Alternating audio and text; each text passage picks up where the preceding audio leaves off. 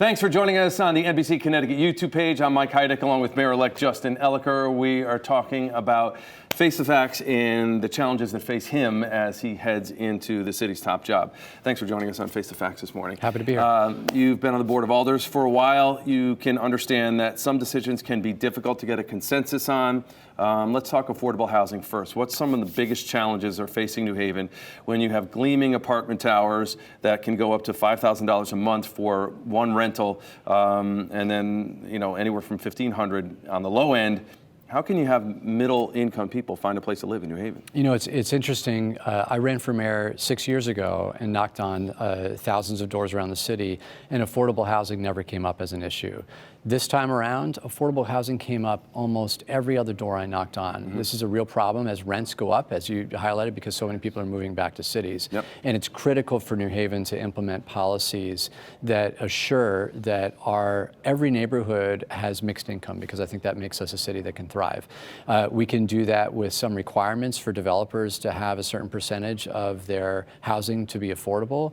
And we can even think outside the box of tiny houses, for example, is one approach that some places are using. Mm-hmm. There's a lot of policies that we can implement, and I think the Board of Alders is on board with partnering on these types of issues that help improve the lives of many people that are struggling. I recently spoke to the outgoing mayor, Mayor Toni Harp. She said when she was back on the Board of Alders back in the 1980s, they had a series of policies that were enacted when developers came into town. They would get as much as 50% of affordable housing on a new project. Now she says it's a struggle to get 20% from a developer. Why is it so difficult? Well, it depends on the situation. When the city has some leverage, for example, if the city owns a parcel that the developer wants to buy, we're much more able to require that developer through negotiations to include affordable housing.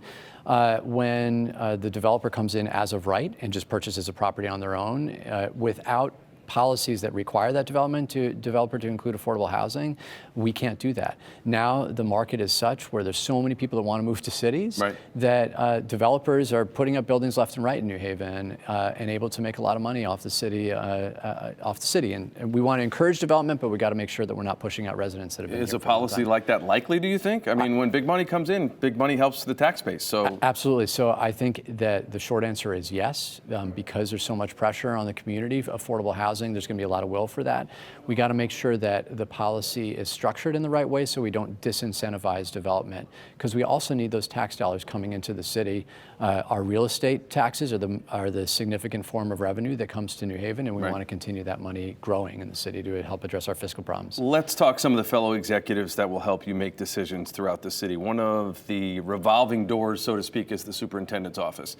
There's something with that office where we've had 3, I think, in the last 3 years, or 3 in the last 4 years. Mm-hmm.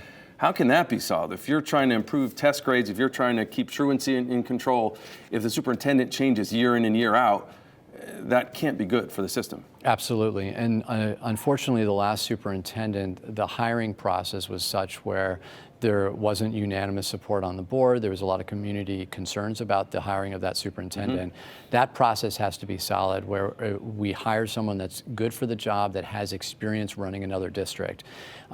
Luckily, right now, we have an interim superintendent, Dr. Tracy, mm-hmm. Mm-hmm. Who people feel is a solid choice for the interim, and that can bring some more stability as the Board of Education starts to come into the new year with some new leadership.